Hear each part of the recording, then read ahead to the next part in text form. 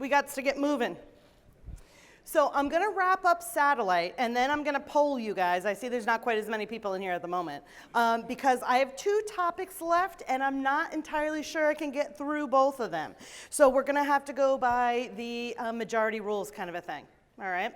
But let's first finish up the few things about satellite that I want to make sure you understand. So a minute ago, I mentioned to you that the satellite personnel have no explicit training requirements because the EPA gave you a break for this relatively small amount of waste at the point of generation. That being said, the California edition here, the hazmat business plan could come into play. If you are subject to the hazmat business plan, it has a training component, and it does not differentiate between satellite 90 or 180, okay? And they will require some safety training on a regular basis.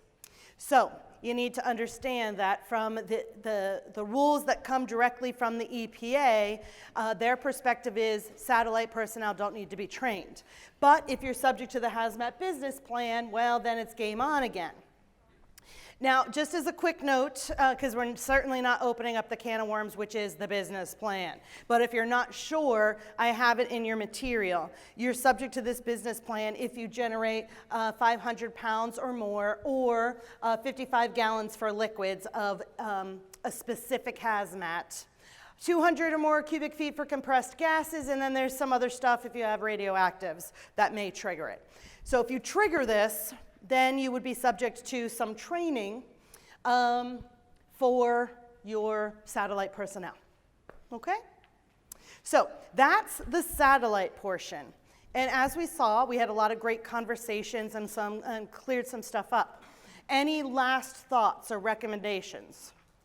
I will put out there that I was talking on a break about maybe a good way to differentiate the 1-year start date for satellite versus the 90 or 180 is to think of the satellite date as like an anniversary date. Okay? So I have 1 year from the date the first drop goes in, and if I reach that 1 year, it's an anniversary. It's a 1-year anniversary. I have to get it off before then. Whereas the 90 or the 180-day start date, most of us understand is the accumulation start date, and that's the date that I either stop following satellite and begin following the 90 or the 180, or I just talked to someone else who doesn't use satellite at all, so then the 90 or the 180-day start date would be the first drop date if I'm not using satellite. Okay? So, wanted to put that out there. Yes, sir? Yeah. I don't know all of the triggers for the radioactives. You'll have to look that up in the business plan. Okay, sorry, I don't know all of them off the top of my head. Yes, sir? Actually, about the 55 gallon again. Okay, so you said you can use any size container you want. So let's say, since you have a process that it distributes the waste into 4 different containers, right? Like, they're all 55 gallon drums. Okay. But the total amount in the year, or even over several, like 90 days or 30 days, whatever it is, doesn't total 55 gallons. Okay. I mean, is that legit, or does it have to be just? So let me paraphrase to make sure I understand. I have a process, and I have 4 containers. Right. And I'm putting waste into those 4 containers, same waste, but collectively, I never reach 55 gallons. Correct. Correct. Okay, and from there, what was the question? Is that legit? Yes. Yes, it's legit. As a matter of fact, it's too legit to quit.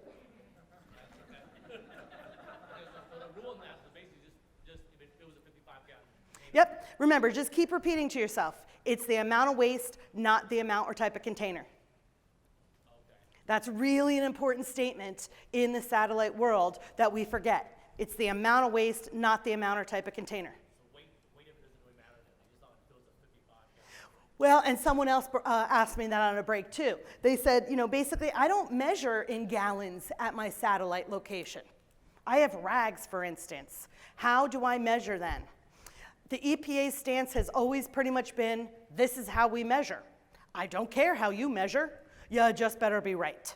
All right, so you figure out either the volumetric equivalent, the weight equivalent, because how much liquid, 55-gallon drum, how much does that probably weigh? Somewhere between 450 pounds, depending, of course, what's in there, yeah. So I don't care how you do it, you just better be right. You want to presume worst case scenario? Fine, but the EPA just basically said it could get way too confusing for us, so we're putting the burden on you. We use 55 gallons, up to you to figure out whatever you're measuring, that it's the equivalent. All right? Yeah? Do you have to be able to, as a generator, prove, say you have a tote that you're using in your satellite area, and the CUPA comes out and they see it's at, 25 gallons, like just barely skipping the bottom, but they say, how do you know that you never go above 55? And say you have a line drawn on there, is that enough, or do they have the authority to ask a generator to prove what is your documentation? Sure. So her question is, I'm using a tote, and they're asking me about my management of the tote, and I tell them, well, when I reach 55 gallons, I'm going to mark the date. And they say to you, well, how do I know that's what you're going to do? I would say, how do you know I'm not going to dump it in the river tomorrow? You don't, okay? So her question was, could they ask me to prove it? Sure, they could ask you to prove it, sure, okay? So what might I do, either proactively or after they ask, what might be something good I could do to ensure that I'm meeting this burden, even though technically there's nothing in the regs that says that. But if they're going to ask, what might I do? At your manifest, you show them this is what I'm doing. I've got 55s going there. Okay, so maybe I use my manifest to show them how often and what I'm shipping out. Or someone said a log. I would argue something like an SOP, a standard operating procedure, that says I train my people at this location, even though I'm not technically supposed to, it's not necessary for me, from an operational standpoint, I have an SOP that says this is what we do. And here I can show it to you. What else can you do, really? Anytime you do stuff like that, I would suggest you have some kind of SOP for your operators, for your maintenance, for whoever that understands that this is what we have to do. All right? Good. Any other thoughts? Okay, so here's the deal. I don't know that, well, I know we're not going to get through both topics, so I'm going to see what's more important to you. All right? I have 2 topics left. PE certification, for those of you who have tanks, and the advanced concepts and misconceptions of universal waste. So the best thing I can do is I'm going to ask which one's more important to the masses. We'll do that, and then if and when we have time left, we'll hit the last topic, okay? So, and I'm going with what I think will be the answer, but how many of you would prefer to see the PE certification? Well, this is going to be tougher than I thought. How many of you would prefer to see the universal? Of course, it's close, but I'm pretty sure universal won. But let's try it again just to make sure. Put your hands up high. PE certification. Universal. I'm pretty sure it's universal, okay? So I'm sorry. But look, here's the deal. You're going home with all the information. Okay? You've got it all right there in front of you. I'll try to be quick with the universal, but if it's anything like the satellite, I'm guessing you're going to have some significant questions, okay? So do me a favor, go forward until you find the universal. And I'm going to just keep clicking while you find the universal. I'll try to be quick so we can come back to this. Page 34, people are saying. Lord knows how long it's going to take me to click through this.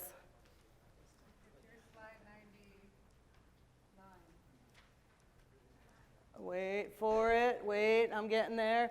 All right, here we go. Universal waste. Okay. Universal waste is exactly that. It's universal waste. What does that mean? It means it is waste that everybody has in the EPA's eyes or DTSC's eyes, depending on what universal waste we're talking about.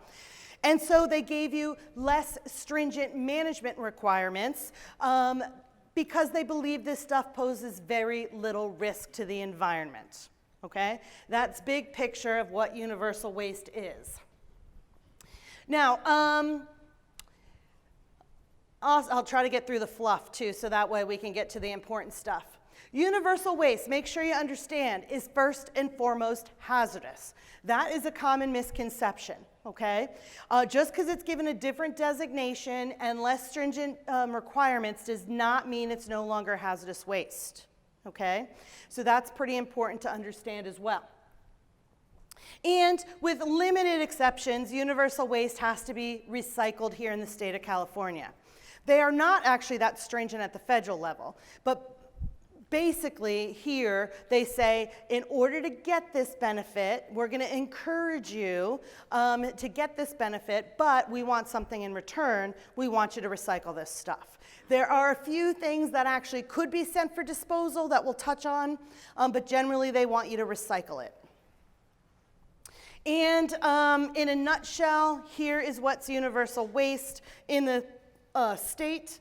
Important to note for a couple of management things, batteries, lamps, and mercury-containing devices all come from the federal 40 CFR, which was adopted by California. But you have some unique things, unique universal waste, which if you remember we discussed earlier how California can do that. It appears to be less stringent, but they went through the proper protocol to make this determination. So, California allows electronic devices, cathode ray tubes, CRTs, CRT glass, and aerosol cans. There is a reason why you may need to know, by the way, that all of these, the management comes from Title 22. Aerosol cans, however, come from the Health and Safety Code. The reason that's of note is there's one or two things that could be done differently because of that. In 2009-ish, they changed the universal waste rules. And so, for instance, you used to have small and large quantity handlers of universal waste. Now everybody's just a universal waste handler. When Title 22 changed in 2009-ish, the Health and Safety Code didn't follow suit. So because of that, there's one or two little things that are different since the Health and Safety Code didn't change at the same time. Okay? So that's why it might be of note to you. So, if universal waste is hazardous waste, does it count towards your generator status? Of course, the time I started writing this to the time I was finished writing it, it changed, right? So, it used to be that universal waste counted. But as of, do I have it here? As of the Senate Bill 612, they did change it, and the DTSC rescinded their guidance that said it had to count. So that's the good news. Because for a long time, that was a kind of a big deal between the CUPAs and the DTSC. The CUPAs were generally on the generator side and saying, no, we shouldn't have to count this. The feds don't make us count it. And the DTSC was like, yeah-huh. And you guys were like, nuh-uh. And so finally, luckily for us, it doesn't count. Okay? So that's that. Battery definition. Now, I'm not going to read these for you guys because in theory, these are some advanced principles. What I will say is that as a reminder, and I think I have it on here, spent lead acid is not universal. Automotive type spent lead acid, not universal. They would actually be managed under 66266, which is other recyclable materials, if you will, and they have their own standards, which honestly are not that much more stringent. There's a few extra things you have to do, but it's really not that bad. Some other time frames, we're not going to go into them. We're just going to focus on regular batteries here. For the record, what kind of batteries are managed here? Alkaline? NiCad? Lithium? Yeah, pretty much all batteries, okay? If by chance they're not first hazardous, well then they wouldn't be universal, but most batteries nowadays have some kind of hazardous constituent or metal or characteristic. The term also includes intact and broken batteries, which the electrolyte has been removed from. see what else. We already talked about the automotive spent lead acids are managed elsewhere. Excuse me, can you go back this slide? Yeah, sure. Which one? This one? Before that. This one? This one? Right, but, so you're saying not an acid electrolyte? The term battery also includes an intact, unbroken battery from which the electrolyte has been removed. So if I am, Do that except for lead acid, which doesn't apply here, right? well, I'm sorry, what was your question? I missed what you first said. When would you, I mean, what, the other batteries, they have electrolytes, but they're not acid, right? I mean, when would somebody do that? To me, that only seems like it would apply to lead acid batteries, which isn't So- captured here anyway. So Her question is, when would I have a battery that has electrolytes that I can remove that isn't a spent lead acid? Is that what you're asking me? I don't know. Off the top of my head, I cannot think of one unless, and I would have to do more research on this, unless they're saying if I remove the electrolyte, then it is no longer necessarily managed under 66266 and the shell could be managed here. That's a possibility, but I would have to do further research on that. I'm not entirely sure. Because for the record, you are allowed to do certain types of treatment in the universal waste rules. And so for instance, I could legally do this without needing a permit. So maybe that's where that comes from, but I would have to do a little further research on that. Okay? I can't think of off the top of my head why either. Okay. Electronic devices. What's a good way to know if something is an electronic device? Circuit board, okay? That's a good rule of thumb. Circuit board, all right? Which includes things like, because a popular thing is, what about LEDs? Okay? The problem is they may not technically meet the definition of a lamp, but because they may not have a hazardous constituent like that you typically see in the bulbs, but they have a circuit board, which means they're an electronic device and have to be managed here. Okay? Good. And so electronic device, I mean, I think you guys know, but what are some electronic devices that you would manage here? Phone, CD player. Wait, people still have CD players? clock radios. Clock radios. Pagers, really? Really? But sure, okay, pagers would be one if anybody sells a pager. Doesn't mean major appliances, okay? So we're not talking refrigerators, not managed here. Does it have a monitor in the door? Yes, you've come across this? Oh, yeah, some have TVs in the door now. I guess you have to decide from there because it does specifically exclude large appliances, and I would have to do more research. I mean, because on the one hand, a lot of our major appliances have all sorts of bells and whistles and may actually have a circuit board to run its little computer, which would be an electronic device, except it excludes large appliances. Right? So it's a little bit of a circular logic there that you might have to ask the DTSC what they think. Good luck with that. In California, we have the appliance recycling. Yes, and you have the appliance recycling. You want to add to that? I was just going to say, most of the major appliances are covered under the certified appliance recycling. Oh, and which is what she was just saying. And that's likely why it's excluded, because often, and some of you probably know this for things like PCBs and asbestos, right? The reason they're not regulated here under RCRA is because why? They're regulated elsewhere. That's right. So PCBs, asbestos, for instance, are regulated under who? TSCA, the Toxic Substances Control Act. So that might be very similar to why this is what it is you've got the appliance recycling, and hence manage it over there, don't manage it here. Yep, perfect. What kind of things are mercury-containing equipment? Thermostats, thermometers, anything that ends with ometer, you should at least check, okay? Because lots of ometers have mercury. The three big ones are really the switches, switches, apparently the big ones I've forgotten, the thermometers, and the thermostats.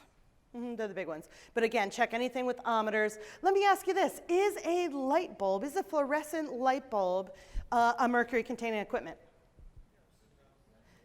Technically, no. It does have mercury, but it's not. That's right. Technically, no, simply because it says it's got its own category. That's all. So logically speaking, yes, it's mercury-containing equipment. Regulatorily, if that's a word, it's a lamp because we say so. All right? Good. Lamp definition. What kind of things are lamps? Really? Anything but an incandescent, pretty much. Yeah, bulbs, right? Bulbs. The big one is probably the fluorescents. That's what we see generally because that's what a lot of your facilities use. But pretty much there's lots of them. Sodium vapor, halogen, all that kind of stuff. Well, again, the LED, first and foremost, when you have a situation that you're not sure, then you have to come back to researching it, right? I've been asked many times about the LEDs, and honestly, in the rest of the country, I would say, meh, nothing. Here, it's different because first and foremost, we've got these electronic devices, which basically comes down to anything that has a circuit board. And it's my understanding that a lot of these LEDs, if not all of them, have a circuit board, which will immediately bring them into the world of electronic devices. So whereas they may not meet the definition for a hazardous waste bulb, they're likely going to get sucked in via the electronic device. Other than that, I honestly do not know enough about an LED to know if it has hazardous constituents other than that. That's the truth, yeah. I'm sorry? What about them? I would think that microwaves would be considered under the appliances. You want to add to that? I think we have an appliance expert back here. Microwaves are covered under the certified appliance recycling program. I just asked because a lot of people don't accept them anymore. A lot of people don't, you mean under the appliance recycling, a lot of people don't accept the microwaves anymore? There's only certain centers that are like back to San Jose that do accept them. I'm not sure how they're disclosing them. So his question is, and maybe some of you know and can give him some help, is that a lot of places apparently are not taking these microwaves anymore for the recycling purposes. And so it's getting harder to find someone that will take them, except for a very few that you found. Even those places, I'm not sure how they're disposing of them. And well, that brings up another point. Do I need to know how they're disposing of them or recycling them? Yes, absolutely. Do you have any information that maybe could help him on a break? Right. Okay.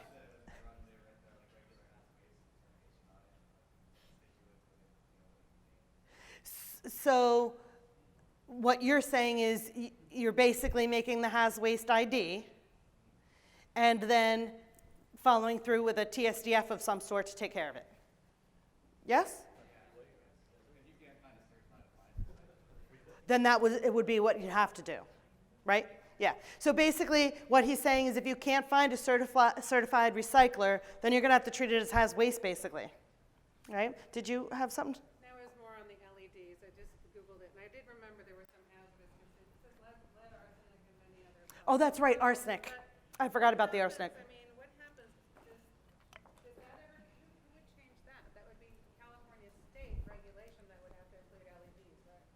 You mean No, it? it's not regulated, it looks like. I mean, Well, is it garbage? no. Don't think of this. Is it up to the generator? No, it's never up to the generator. But it doesn't include, right? No, I would not look at these as and statements. I would look at these as or statements, okay? So it's not saying only, it's saying examples of stuff, right? Because think about it. If they had to update the regs with technology, that's all they do. And do they like to update these regs ever? Not really, okay? So you have to think of these as examples more so than absolute, okay? Yes, from an opinion perspective, should they be included? Sure. But we'll just leave it at that. Okay, CRT. Cathode ray tubes are those things, or the CRT glass, are in large computer monitors or TVs, the heavy things. As a matter of fact, that's what contributed to making them so heavy. And they're leaded glass, so right there you got lead, and that's the problem in them. They're leaded glass, and it protected us from radiation. Great. Now, since then, though, our technology has gotten better, and we don't need that leaded glass because we've reduced the radiation, luckily for us. But now that means we have to get rid of this stuff. And so they allow you to manage the CRTs or the CRT glass as universal waste as a way of encouraging recycling. I have heard some rumblings that it's getting harder and harder to recycle this. California also at least proposed, I don't remember if it went through, to actually allow these to be disposed. And the reason they were thinking about doing that is because we, the people, were saying it's getting harder and harder to recycle this. Nobody wants this leaded glass.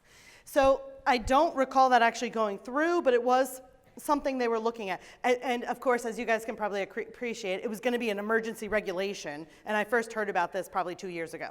So clearly not that big of an emergency. But, and I have not seen that go through. Anybody know what I'm talking about? Has it gone through? Or they're still thinking about the emergency? Okay, just checking. All right, again, I'm not going to go through these because you have them in front of you. Aerosol cans. Now, here's a question. Does my aerosol, and I don't know if the answer's on here, so I'm going to black it out for a minute. In order for aerosol cans to be universal waste, do they have to be empty? We're sure about that? Let's take a poll. How many people think they have to be empty? How many people think they don't have to be empty? Good job, they don't have to be empty. That's kind of the point, all right? Because understand this.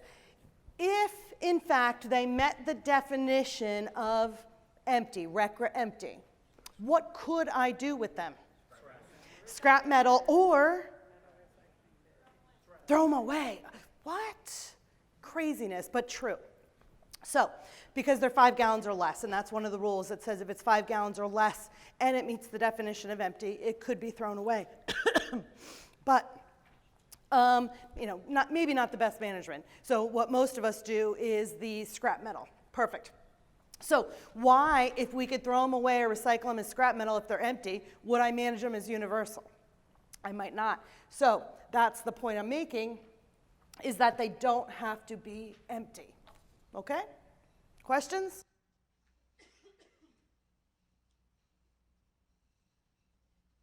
Sorry, I'm struggling again. Okay, so we're good there. We just answered that. Now, there is a household exclusion as well as a conditionally exempt small quantity universal waste handler. Now, if you're a conditionally exempt small quantity universal waste handler, you're exempt from the majority of the universal waste requirements, provided certain conditions are met. So, as is universal waste in general, it's a conditional exclusion. You have to meet certain conditions in order to get the exclusion. So, first of all, in order to be a conditionally exempt small quantity universal waste handler, you're generating less than 100 kilograms of RCRA, hazardous waste, including universal. Now note, recently we don't have to count universal anymore, but when we're looking at this definition, it very specifically says we're including universal here. That are RCRA hazardous waste and no more than 1 kilogram of acute hazardous waste in a calendar month. So that's pretty low. But if I meet this criteria, then, and these conditions, I get out of the majority of the rules. So the big one is you can't dispose of it, all right? Universal waste in general, they don't want you to dispose of the majority of it. It has to be given to an appropriate place. Just because I'm getting an exclusion doesn't mean I can throw it in the river, all right? It still has to go to either some kind of recycler, a destination facility, another universal waste handler. And with some exceptions, you can't treat the waste. So I generate a small amount. I don't want to do anything RCRA fancy. I'm going to make sure it gets recycled in the long run. I can get this exclusion.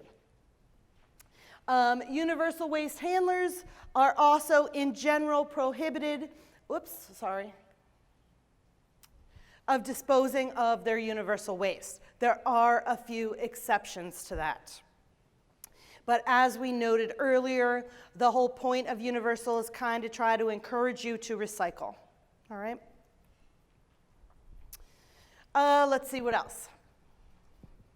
Oh, so here we go. Here are, sorry, this isn't my normal clicker. I'm going to blame it on the clicker. So there are some things that can go for disposal. All right, universal waste handlers may send certain universal waste to a destination facility for disposal. Batteries, thermostats, mercury-added novelties with no liquid mercury, and mercury-containing flooring wastes. So very specific things. This is right in the regulation. Okay, right in the regulation. Let's see, do we have any? No more on that. This is a good one that I see people getting into trouble for all the time, though. For instance, I was doing some enforcement research in New York. And, you know, when it reaches enforcement and everything, and it's public record, so they hit, for instance, they hit a bunch of facilities like hospitals, CVS's, and the big one of the things that was noted often that I was surprised by is when they were walking around doing their inspection, they would see some glass near the box of bulbs. That's a violation right there, right? Why? Why is that a violation? It's a spill. And more importantly, because the rules say if you have a spill or release of universal waste, you immediately clean it up and manage it appropriately. If I'm doing an inspection and I see a broken bulb, not the fact that you broke it is the problem, the fact that you didn't clean it up is the problem. Okay? Good. So far, so good?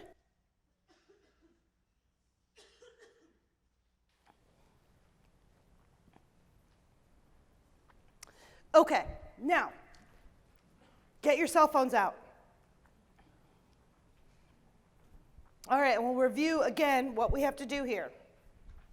So, I'm going to ask you, I break a bulb. All right, I'm going to clean it up like I'm supposed to. It was an accident. It happens, okay? The question is, nice. The question is it still universal waste if I break a bulb? Is it now hazardous waste? Or is it garbage? Okay? So now remember again, in your who you're sending it to, you're going to put in 22333. Then you're going to move down to the text portion, and you're going to put in one of these numbers, what you believe to be true.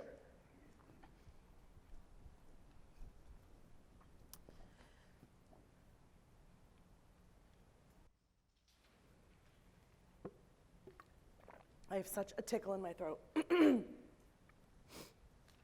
It's moving, moving.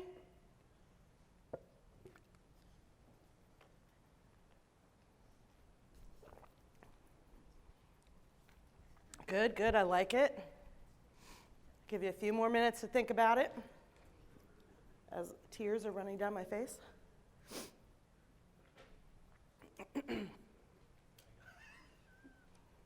So you're pretty confident?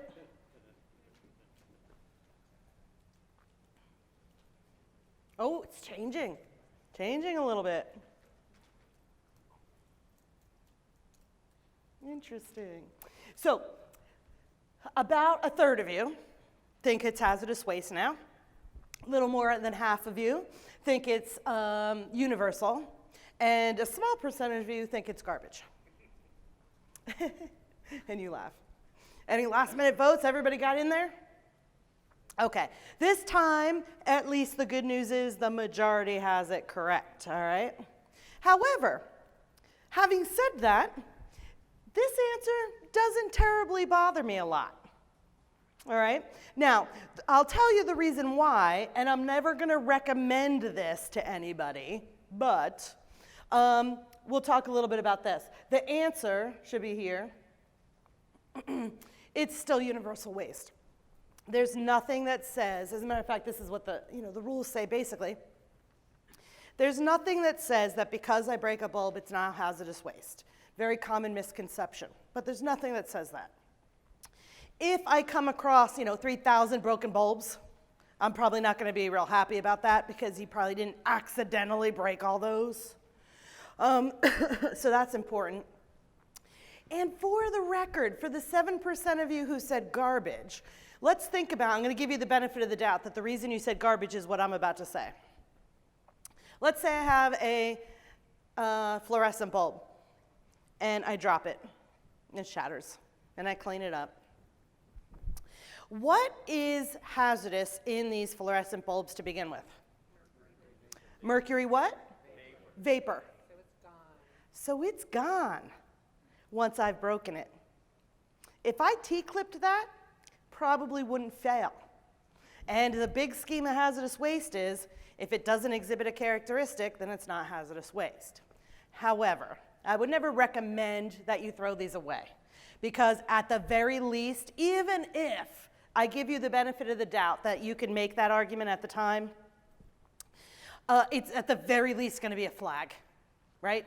It's going to be a flag. If I am your inspector and I see a broken bulb in the garbage, I'm going to say, why is that in the garbage? And you're probably, whoever's answering that question is going to be like, I don't know. Yeah, I don't know. I didn't break it. Wasn't me. How am I supposed to know? I tell them not to do it. I would never recommend that. I believe it to be true, but I think it will cause you probably more problems in the long run to go that route, all right? So, can be universal waste. Nothing says it has to be hazardous waste now, is the big point, all right? And good, the majority of you got that, but we saw a third of you still was unsure, so that's why we're here. Good? Questions? Comments, concerns? You guys don't like this topic as much as satellite, apparently. Not as many questions yet. All right, I'll just keep rolling along until you stop me. Markings, probably most of you know this, right? Universal waste and the item. That's the important part. Perfect. Not much to say there. Do I have to use the purple and white label? No. Just like hazardous waste, I can handwrite it on there. I can make my own label. All of that's okay. Here is one of the differences, though, with my aerosol cans. I don't see this a lot, but it's something you should be aware of just in case from either perspective. Because the aerosol cans come from the Health and Safety Code. In 2009, that is when the DTSC took away your options. You used to have 3 options, and it's the same 3 options here for labeling your universal waste, which I actually think was the right way to go with these options. The big reason why is, remember that if you're subject to these requirements, it applies to your entire facility, agreed? Which means your offices that are on your geographical boundary, yes? Okay, now I put a bucket in there that says universal waste batteries.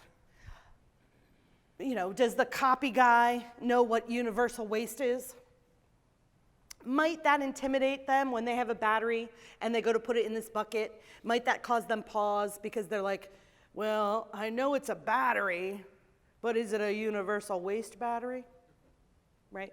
Anyway, that's why the feds allow you to use other language, like waste batteries, because arguably everybody understands the term used batteries, right? All right, but for whatever the reason, California didn't like that, and they took away your options. You have to use universal waste and the item, with the exception of your aerosol cans, because it comes from the Health and Safety Code. You are still allowed to use the term either used aerosol cans, waste aerosol cans, or universal waste aerosol cans. Is there something to be said for making all the labeling the same as a good management practice? Absolutely, absolutely. Okay, good. All right, let's see what else we got.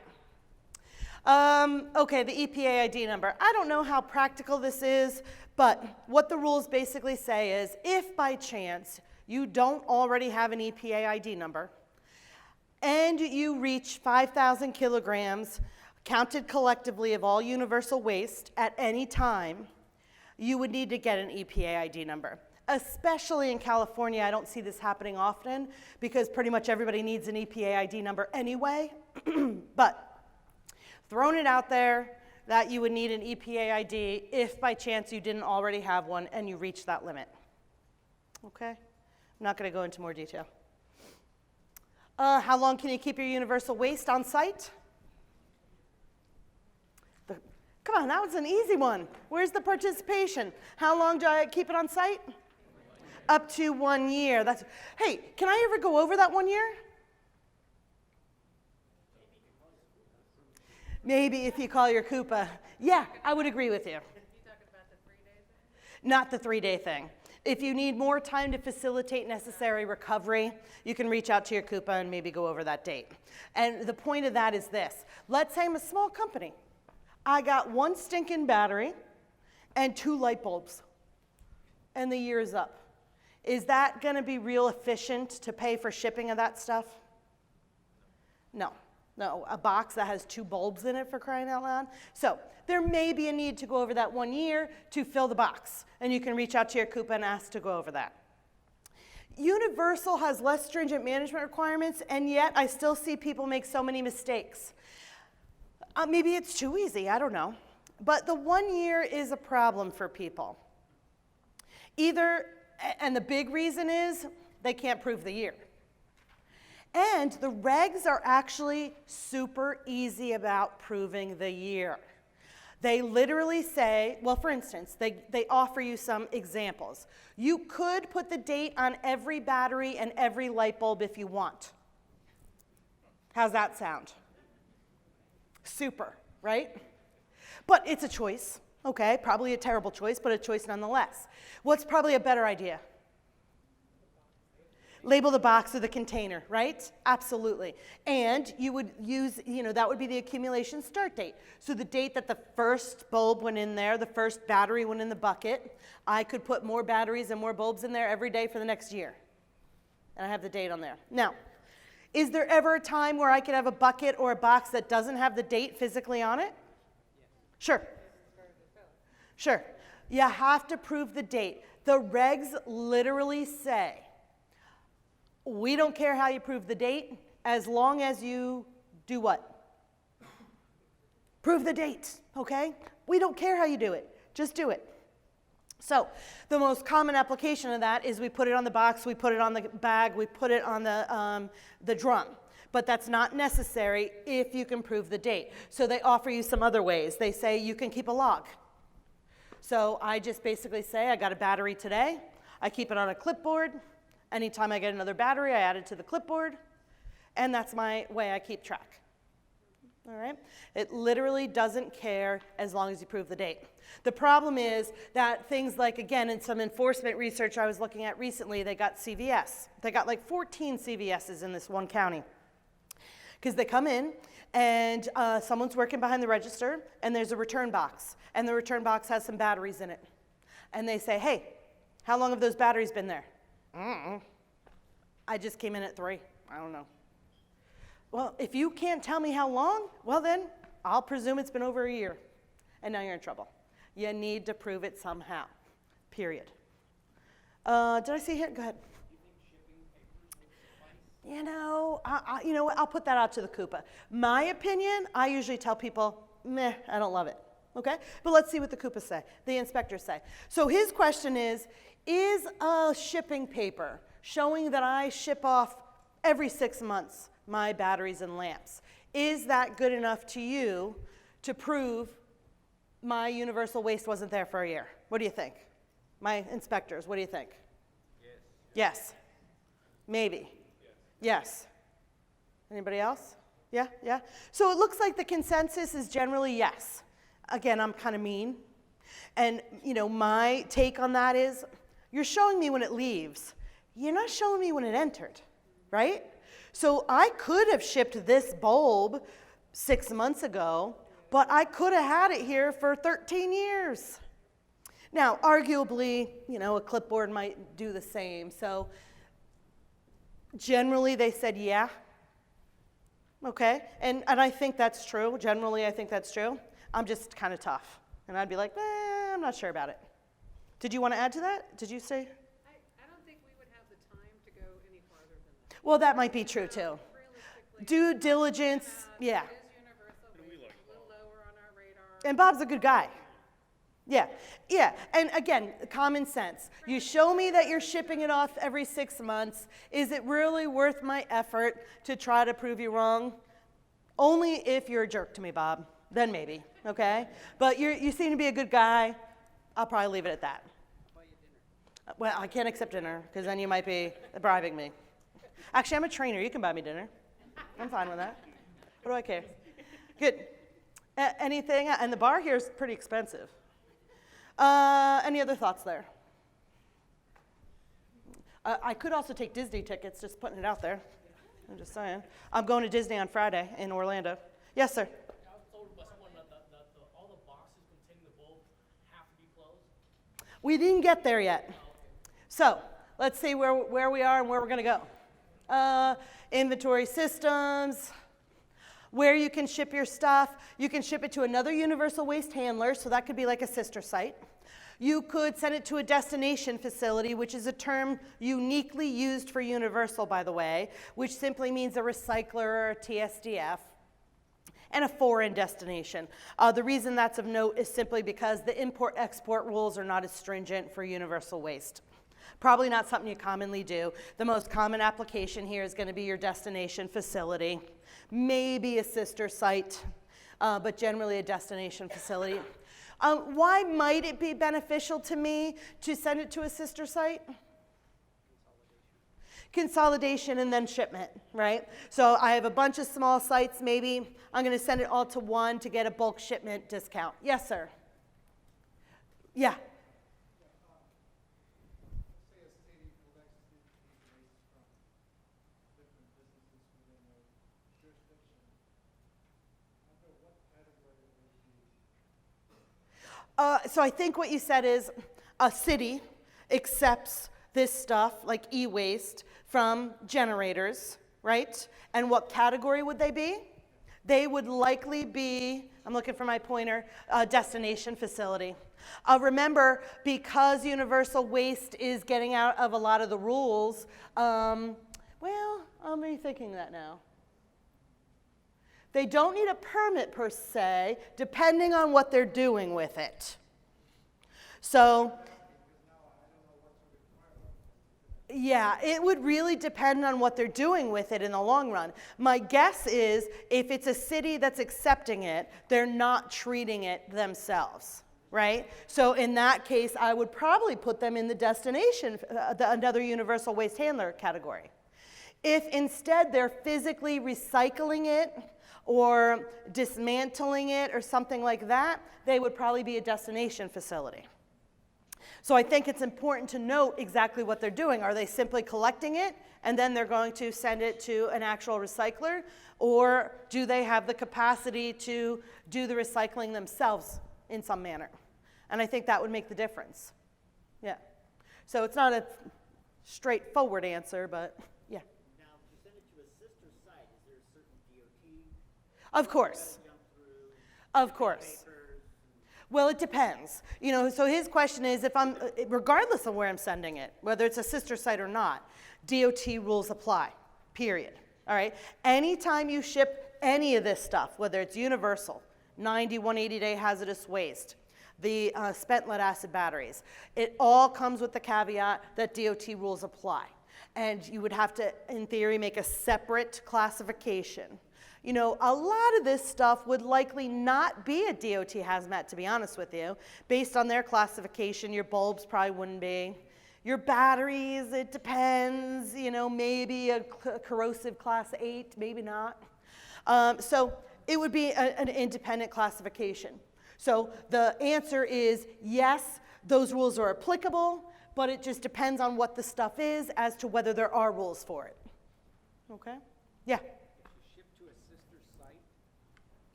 In theory, you can, all right? His question is, if I send my universal waste to a sister site, does the 1 year start over? Conceptually, yes. Yes.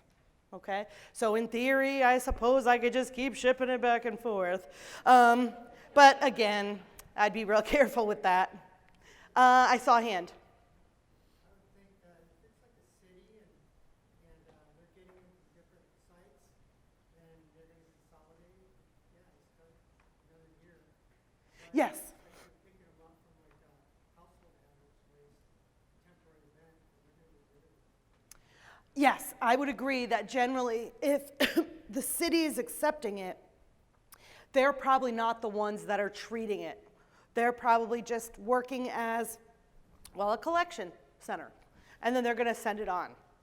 So, but I think it's important to know what's happening there to really know which they would fall into. Good. Any other questions? Okay.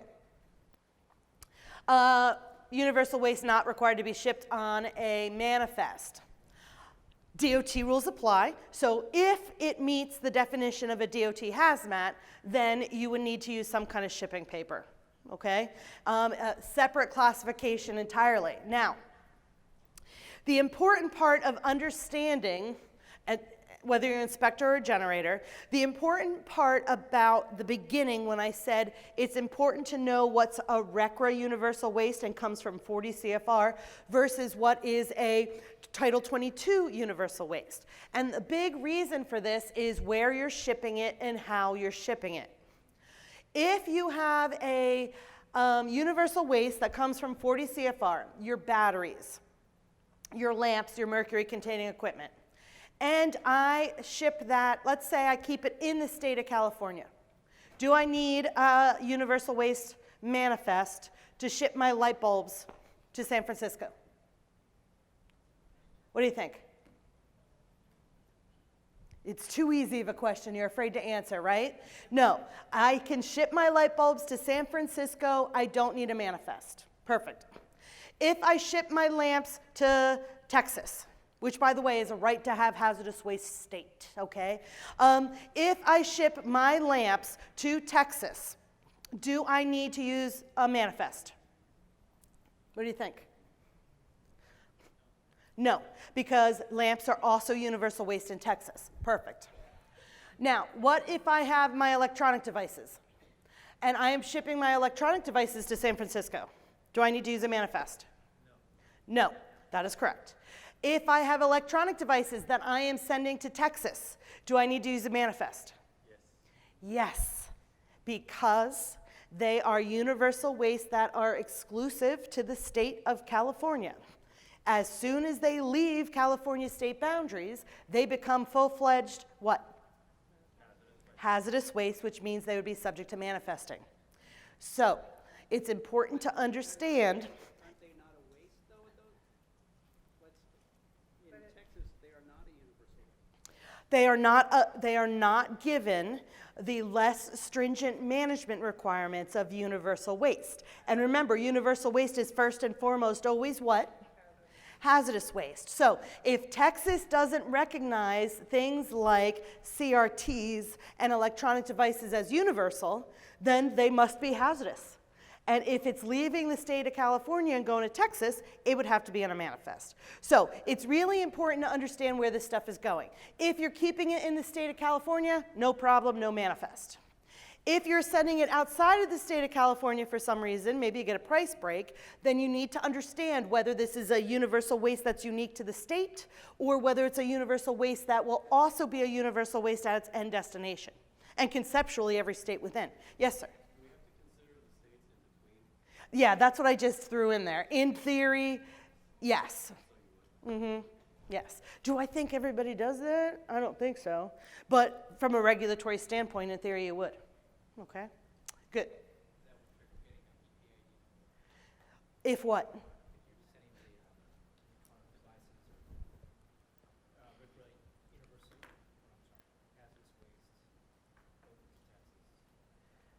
Would that make me have to get an EPA ID number? Is that what your question is? So I am sending my electronic devices to Texas, and they become a hazardous waste when they leave.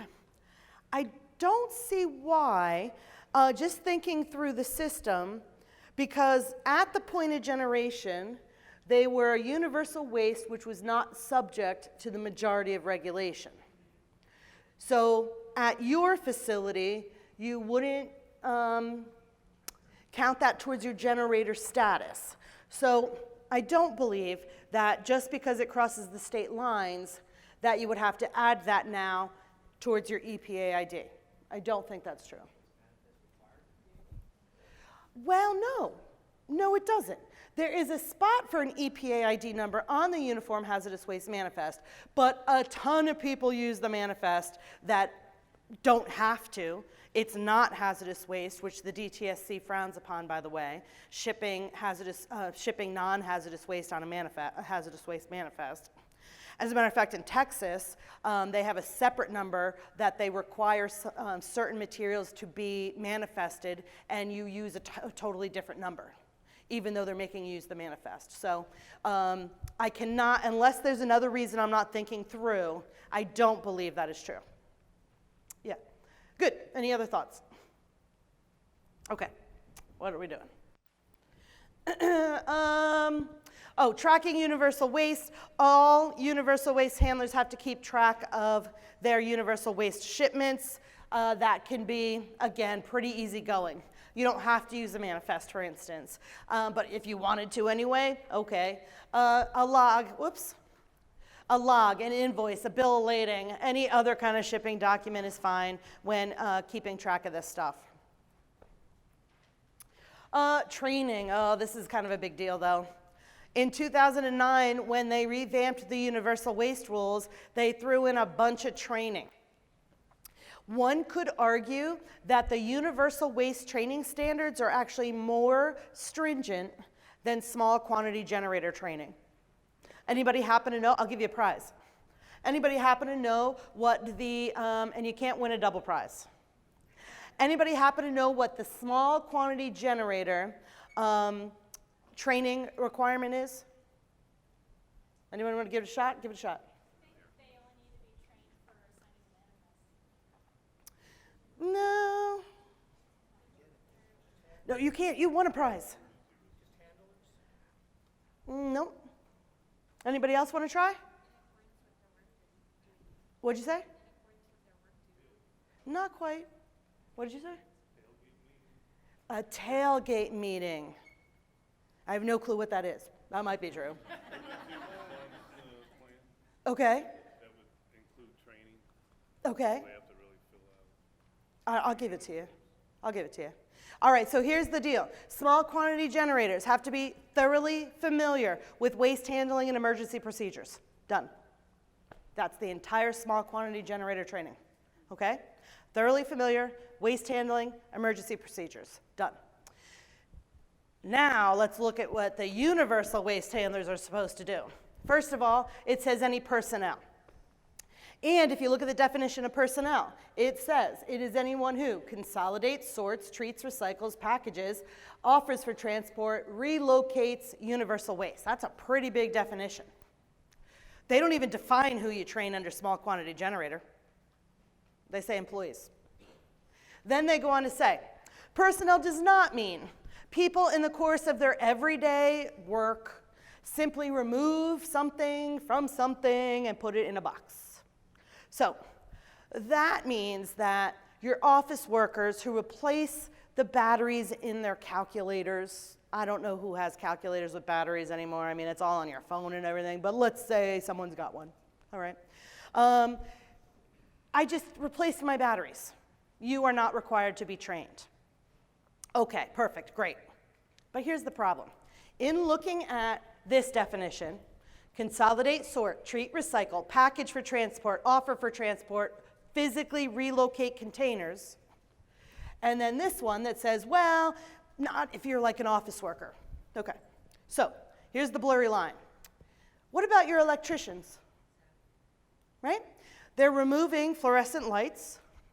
What do they do with them? Do they put them in a box? Okay. So if they're putting them in a box, do they need to know what to do with that box?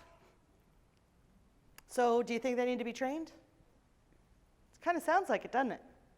What about your IT department? They're changing out monitors, electronic devices.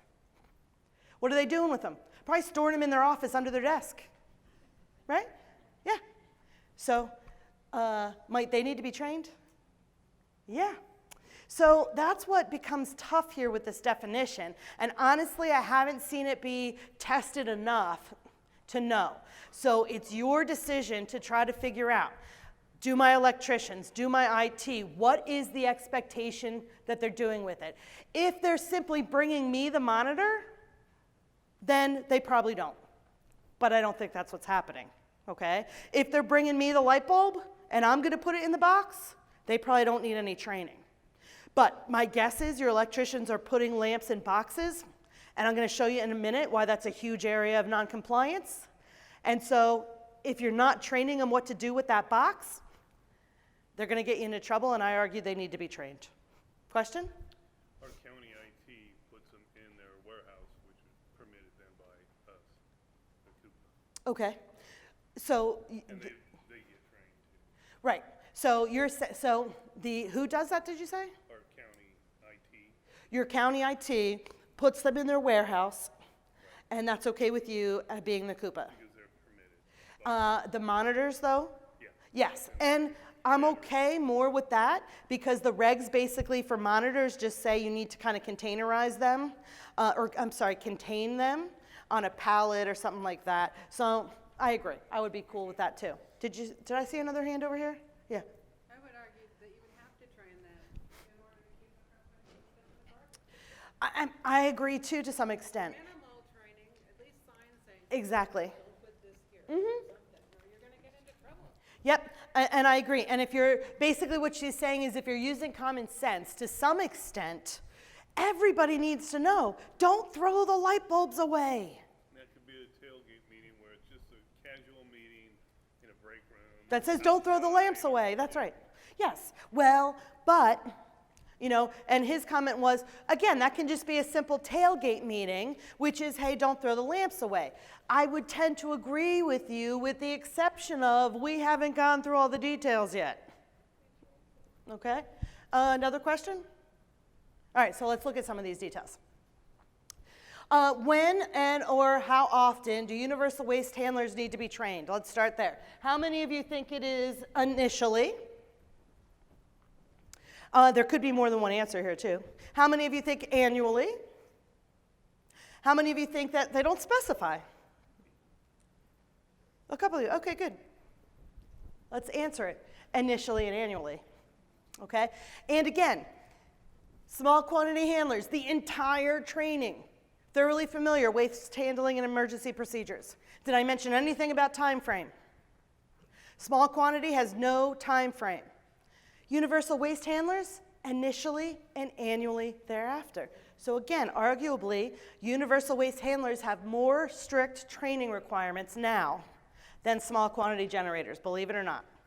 And basically it was just because they decided to change the universal waste rules in 2009, and they said, while we're here, we'll do this other stuff. And my guess is if they ever decide to change small quantity, they'll make it more stringent. But while they were here, they made these changes. Yes, ma'am? What defines initially? There's nothing here that defines initially. RCRA, if you look at the large quantity standard, they say within 6 months. But that does not apply here. It's just one other regulation you can look at to make that determination. Here, it is not, a time frame is not given that I can think of off the top of my head. Good. And it very specifically says training has to be some kind of written media. Now, they're pretty flexible with the written media, brochures, email, posters, that's a big one. I have a bucket and I have a sign over it. Put batteries here, they're universal waste. Okay, so something like that. Or a note in the dumpster. Don't throw these things in here. So they're pretty easygoing with what the training materials are, but they do absolutely specify written media. Okay, which means as an inspector, I can ask for what? Some kind of documentation. I don't care if it's an email, a brochure, show me a poster, but it's supposed to be written media for your universal waste, period. Yeah? If you print out a Sure. Yep. I would agree. His question was, I print out some slides from a PowerPoint presentation. Is that written media? Sure. Because in their regulations, they're saying email is, they're saying a brochure is, so why wouldn't a PowerPoint be? Yes, sir. So a poster, because we're talking about initially and annually, so every time someone walks in front of that e-waste, they see that poster, so they're trained daily.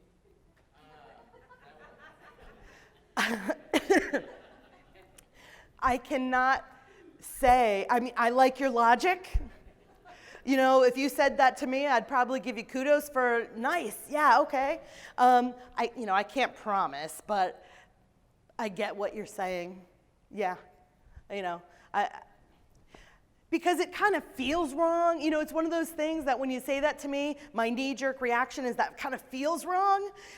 But technically, I guess you'd be right. Yeah, every time they walk in front of it, I guess they're kind of being trained. Yeah. There is some more record keeping, though, is the only other thing. Yes, sir? Yeah, that's what let's see if it's next. So you have to maintain a written record by date, which includes a personnel's name, so who was trained, and if they received their initial and annual. So that kind of comes back to, yes, that poster might prove the initial and annual, but it very specifically says that I have to keep a record by date with everybody's name. And again, even though this changed in 2009, a couple years ago now, I still don't believe everybody's doing this yet. I really don't. Okay? How many of you agree with me? Just out of curiosity. Yeah. Yep. Okay. Let's see what else. Oh, and what training has to include. All right. Again, they're pretty detailed here. I really don't see this happening, but it's in the regulations, my friends. You are supposed to school them on the types of hazards associated with it. So why is this stuff bad?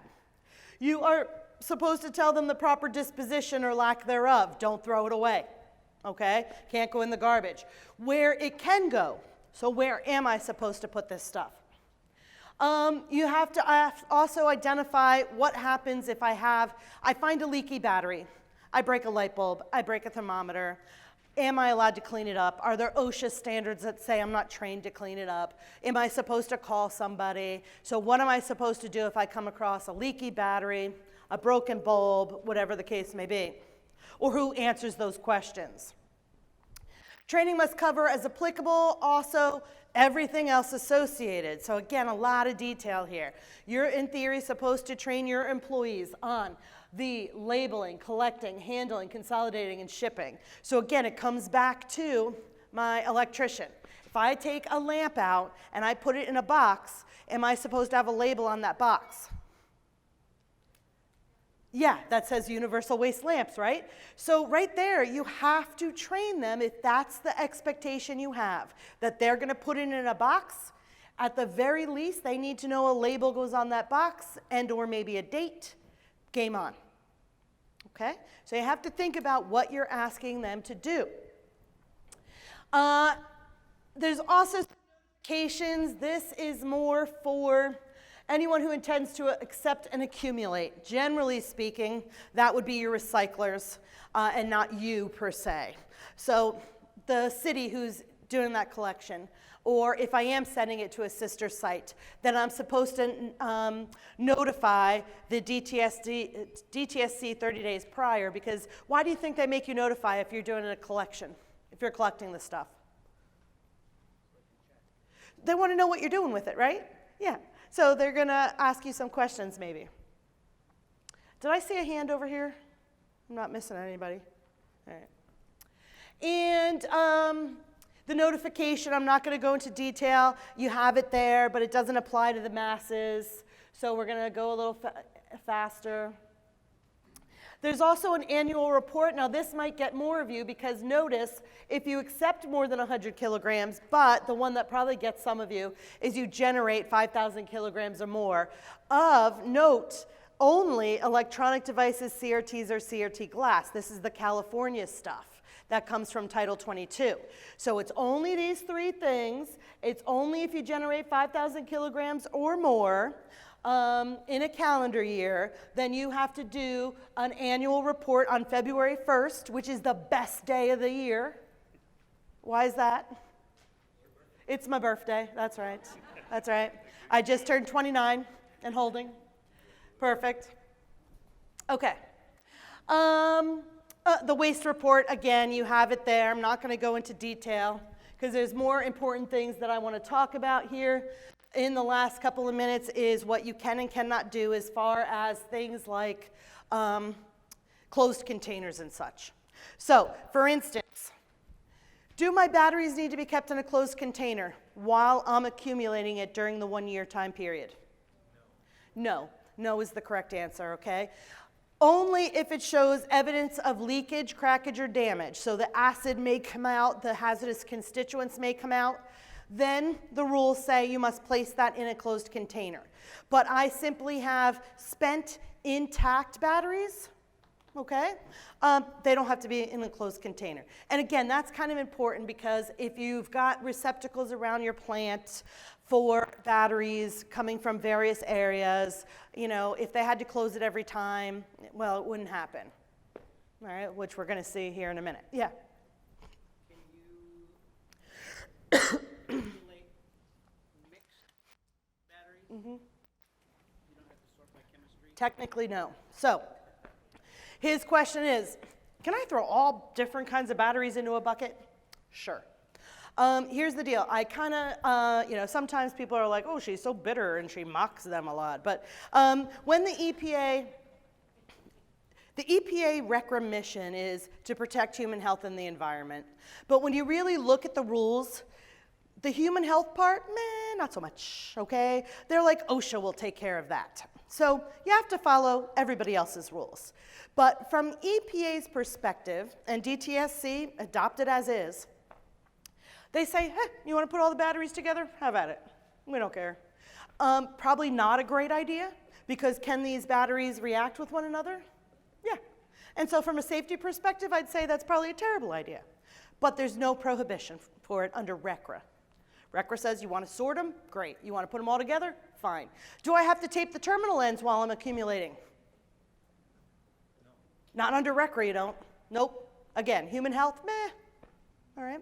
So, again, all good management practices, even maybe recommendations, but legally speaking, not required. Okay?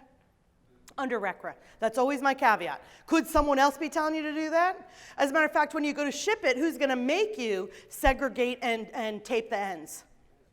The DOT will. That's absolutely right. So they care a lot about stuff blowing up on the highways, but not so much on your site. Okay? There are some treatment that is allowed. There is even more treatment that came about in 2009 that's in the regs if you're interested. We don't have time to go into it here. But here it does answer the question that you just asked, basically. Sort, mix, either way. All right. I'm going to skip that. Oh, here's a good one. Lamps. Do lamps need to be kept in a closed container? Yes? No? I like to push you to see how confident are you. So how many people say, yes, lamps have to be in a closed container? How many of you say, no, doesn't have to be in a closed container? The yeses have it, my friends, okay? Big area of noncompliance. Not only do I see people get into trouble for this all the time, but they will tell me I get into trouble every time my inspector comes because we are not good at this, all right? Absolutely, it says lamps need to be kept in a closed container, adequate to prevent damage. The problem is that, again, maybe we're not training these people. Or things fun like I try to stuff 150 bulbs into a box that holds 12, right? And when that doesn't work, I don't go get another box because I'm busy, so I just lay them down. Or they prop really nicely in corners, don't they? Yeah. And it is not hard to tell because the ends are all gray. I know from a distance if they're spent or not. And the rules say universal waste light bulbs have to be kept in closed containers. And what often throws people too, Let me ask you this. If it's a good bulb, not spent, brand new, do I have to keep it in a closed container under these rules? Nope. Take them out back, pretend they're lightsabers, and LARP, if you're geeky enough to know what that is, live action role playing, okay? Have at it if they're unused, but once they're used, spent bulbs have to be kept in a closed container. And so let's say I did all that part right. I didn't try to stuff too many in there. I didn't prop them in the corner. I put them in the box like I'm supposed to. All right. Very common application to use box, the lamp box. How do I close a box? You thought you knew. Yeah, so tape. Tape is a great way. But not only do I want to see tape on that box, but that tape better be what? Sticky. That's right, okay? Because I tend to use the same piece of tape over and over again and it doesn't stick anymore, all right? I cannot stress this enough. If you're using boxes, are there other applications? Are there other ways to manage your bulbs? Sure, okay? Fiberboard drums, for instance, is something else I say. But boxes is a big one. And if you're using boxes, please heed my warning, tape them. And if you're taping them, make sure the tape is sticky. You know, and people will ask me questions like, well, can I use Velcro? I have the friction lid, all right? So I have a big, long, square box. I have a friction lid that goes on it, and I use Velcro to make sure that those, you know, stay together. So can I use Velcro? I don't know, can you? Because, for instance, I did a walk around at a site. They have Velcro on their box lid, right? But of course, when I was there, the Velcro was laying flaccid and not attached to anything. So yeah, you can use Velcro if you can use Velcro. Same with tape. You can use tape if you can use tape, which would include the moment the first bulb is in there, if there's any handholds, got to be taped shut. Flapping, folding the flaps over, not good enough. Because if it breaks, stuff is going to come out through that little hole in the middle. All right? And like you said, it's really hard to make sure those boxes are closed. But I'm going to look to make sure they're closed, especially because I know it's a big deal. I know you guys aren't doing it, so I'm going to look for it. Questions? Yeah?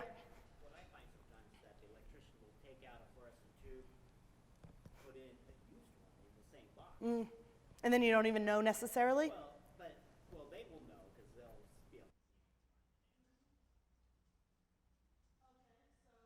And sometimes we put the universal waste on, sticker on and put a date in, but then they have good ones. They have good ones, that's right. And I would argue, I mean, there's nothing that prohibits that per se, especially if what you said was, again, what he said is the electrician will take a used one, put it in the box with the new ones. Nothing prohibits that. And you said that they'll put the universal waste sticker on it. Yeah. There's nothing that prohibits that, really. One maybe could argue that because the label's on it, you're calling them all waste at that point. But I think that reinforces I got to train my electricians, right? Yeah. Yeah. I get a lot of questions about how, a lot of electricians drive around these little carts, and they'll just bulb in the back. How long can they drive around with this thing in the back of their gator before they actually have to put it in the box? I'm trying to see if it is up here. No, but there is something in there about transport vehicles. And basically it says the same thing. Transport vehicles need to be closed, structurally sound, adequate to prevent damage. So I would argue it doesn't meet that if it's just in the back, right? So I would tell them if you're going around and you're going to pick up bulbs, that you need to bring a box with you, basically. Yeah. Yes, structurally, but there's also a place that specifically says transport vehicle. Whereas this is saying the box must be, and you're right, in theory, you can just use this statement right there to say the moment it's spent, it has to be put in a box. That's really enough, but there is something that even more specifically talks about a transport vehicle that has to be structurally sound, closed, adequate.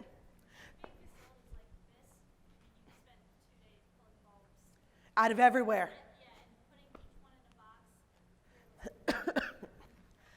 Yeah, practically speaking, probably a nightmare, but again, does the EPA care if it's practical?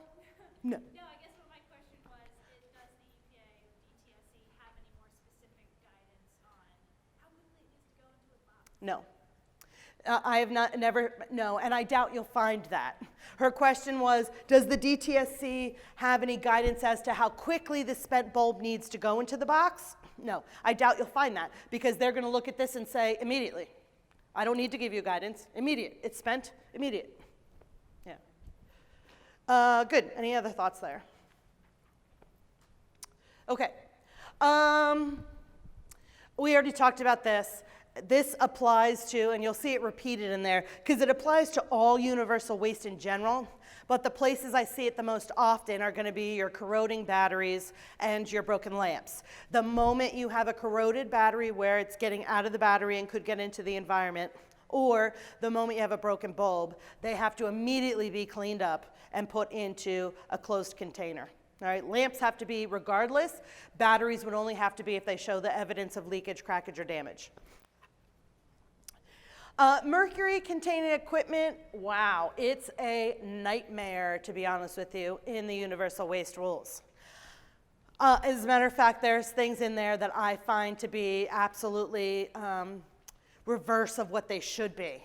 But having said that, for instance, like they say something to the effect, and don't quote me, this is on video, don't quote me, that like mercury switches have to be placed in a bag first before they go into a container. But weirdly, thermometers don't. And wouldn't you argue that a thermometer is more likely to break than a switch? Okay, so here's the big picture of what I'm actually saying here, is they call out all sorts of different types of mercury-containing equipment in the regs and spell out for you whether you have to contain it or not, whether you have to put it in a bag first or not, and there are some things that are supposed to be in a bag before they're in a box. Pretty important, okay? So, and Lord knows I certainly don't have time, but I expected to not have time to go through all that. So basically it says, if you have a lot of different types of mercury-containing equipment, you need to look in the regulations to see, because it is not nearly as straightforward as the feds. Each individual thing has a different standard. Generally, if you're not sure, it needs to be in a closed container. That's the most stringent thing to do. But there are a few things that are technically supposed to go in a bag first. So you might want to know that. Okay. And then electronic devices, the rules simply say you have to contain it, basically, which is not the same as saying a closed container. So for instance, they give you the example, which comes from the rules. I have a pallet of monitors that I shrink wrap. Fine, fine. Doesn't need to be in a closed container, you know, that kind of thing. So that's a little bit more easygoing than a closed container. I would argue if it's all beat up, the glass is broken, then it reverts back to any time you can foresee something escaping into the environment, then it would need to go into a closed container. And of course the container, the CRTs, because it's glass and in theory could be easily breakable, they are a little bit more specific, being structurally sound, adequate to prevent damage, that kind of thing. Oh, that's for if you're shipping the packaging materials. Let's see, what else? Same thing. The CRT glass and the CRTs themselves basically have the same management here. And you can see for yourself, not super common. All spills or residues, this is the big picture for everything. We already really talked about it with the universal waste. But the rules in general for universal waste say if you spill it or it's leaking, you break something, you clean it up. In theory, you do waste ID again. And if it still meets the definition of a universal waste, super. It's still universal waste then. If instead it now is hazardous waste, well then it's hazardous waste, okay? So really they put the onus back on you if any time you've got your battery acid comes out of your battery, the mercury comes out of a thermometer, the lamp breaks. In theory, you do waste ID again and manage it appropriately. All right, that's kind of big picture of releases and spills. Rules for universal waste aerosol cans. We're going to run out of time here. The biggest thing to make sure you understand about aerosol cans is the one thing we already looked at. Do they have to be empty to be universal? No. The other weird kind of thing is basically it says, especially if you're puncturing, because there's separate rules for puncturing aerosol cans. They use the term processing, but it's in essence puncturing if you look at them. And basically, and that's what a lot of people do, it says that you don't have to keep the aerosol can container closed during the day, but you have to close it before you go home at night. It's an odd little rule, okay? If you're puncturing. Now, of the generators in here, just out of curiosity, how many of you are puncturing your aerosol cans? One. Really? One? Two. How many of you are managing your aerosol cans just as full-fledged hazardous waste? Yeah, I find that more people do that, believe it or not. And I'm not entirely sure why you do that, but it seems to be less common to puncture cans out here. So the only thing I'll say is that you are allowed to puncture your cans. There's actually something in the rules that say puncturing 5 gallons or less is not considered treatment that you need a permit for. And I'm pretty sure your aerosol cans are not greater than 5 gallons because that would be ridiculous, okay? So you can do it. There are additional rules for it, including some safety and OSHA stuff. So you would have to look those up. We don't have time to go over them here. Puncturing, cans must be closed at the end of the day. There are some training requirements if you're puncturing. Since not many of you are doing it, I'm not going to go further. Done. Barely, but done.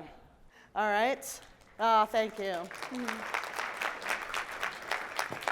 So, I'm sorry that we only, last year I didn't have enough info. This year I have too much. I'm a hot mess. But if you have any questions, I got nothing to do. So you can come talk to me, and I appreciate your patience. I hope you enjoyed. I also have some business cards. If you want to come to one of my classes, I'd love to have you. So enjoy. Have a great day.